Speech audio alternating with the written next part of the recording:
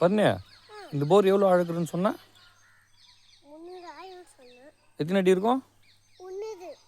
300 300 அடி இருக்கும். ஆஹா 300 கிலோமீட்டரா?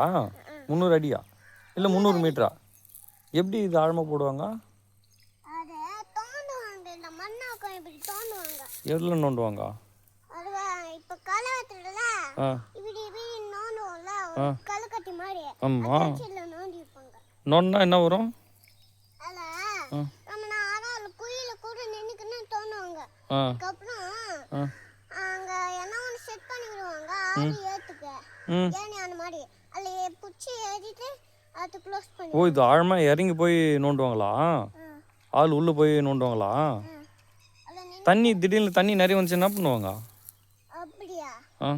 டக்குன்னு ஓடி போய் இதை வந்து ஏனி நோண்டு வச்சு ஏற வேண்டியது. மேலே ஏறி வந்துடுவாங்களா தண்ணி வந்துச்சுன்னா?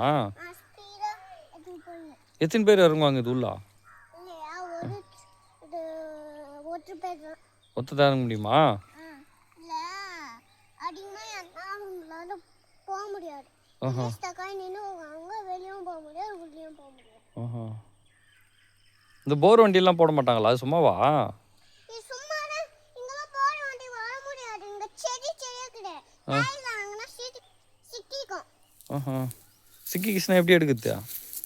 அதுக்குதான் இந்த மலை நோண்டி வச்சுக்கோங்களே. சரிப்பா, குட் ஐடியா.